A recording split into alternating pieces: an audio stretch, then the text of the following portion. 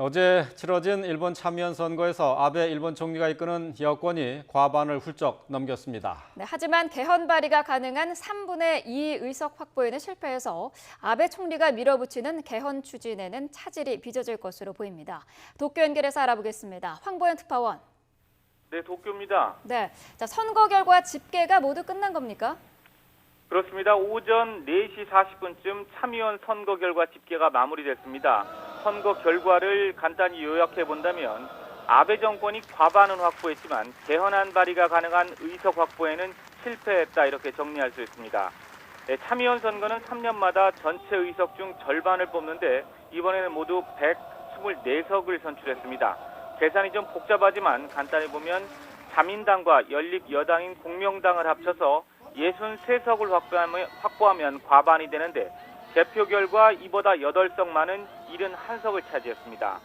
또 자민당과 공명당의 개헌 지지 의사를 밝힌 일부 야당과 무소속까지 포함해 85석을 확보하면 3분의 2를 넘게 되는데요. 집계 결과 이른바 개헌 지지 세력은 81석에 그쳐서 3분의 2 의석에 4석 못 미쳤습니다.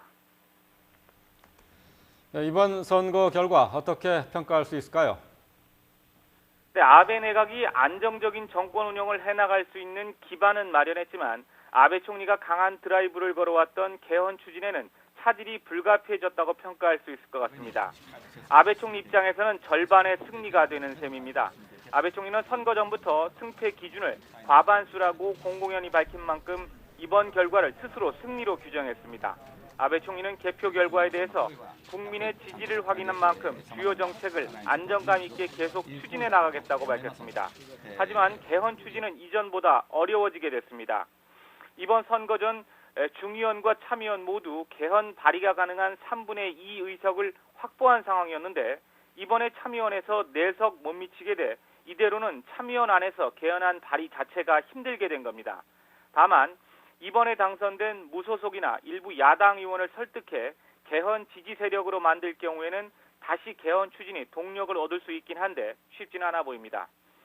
자위대 문구를 현재의 평화 헌법에 집어넣어서 최종적으로는 전쟁 가능한 나라를 만들기 위한 개헌을 최종 목표로 삼고 있는 아베 총리로서는 승리라고 자축하고는 있지만 내심 만족할 만한 결과로 보기는 어려울 것 같습니다. 네, 한일 관계가 최악의 상황을 맞고 있는데 이번 선거 결과가 한일 관계에는 어떤 영향을 미치게 될까요? 앞서도 전해드린 것처럼 아베 총리는 미리 과반이면 승리라는 포석을 깔아둔 만큼 과반을 훌쩍 넘었기 때문에 승리라고 규정했습니다. 이는 곧 한국에 대한 경제 보복 조치 등 아베 내각 정책에 국민이 지지한 것으로 해석하고 그대로 밀어붙일 가능성이 큽니다. 나아가 범여권이 3분의 2 의석에는 미달했지만 거의 근접했기 때문에 우리나라에 대한 현재의 강경 기조가 더 탄력을 받을 수도 있습니다. 당장 오는 24일에는 전략물자 수출품에 대해서 일본이 우대 조치를 해주는 화이트 국가에서 한국을 제외하는 일본 정부의 형식적인 절차가 마무리됩니다. 이후 아베 총리는 적당한 시기를 저울질해 추가 제재를 최종 결정할 가능성도 커 보입니다. 하지만 변수도 있습니다. 아베 정권과 대립하는 5개 야당이 선거 때에는 한국 보복 조치에 대해서 큰 목소리를 내진 못했지만 기본적으로는 반대 입장을 표명했습니다. 일본 주요 언론 가운데 절반 정도도 마찬가지로 비판적인 입장을 보이고 있는데요. 선거 결과 5개 야당 연합이 일정 정도 성과를 거둔 만큼 이후 정치권을 중심으로 아베 내각의 한국 때리기에 대한 비판과 반대 목소리가 커질 가능성도 있어 보입니다. 지금까지 도쿄에서 YTN 황보현입니다.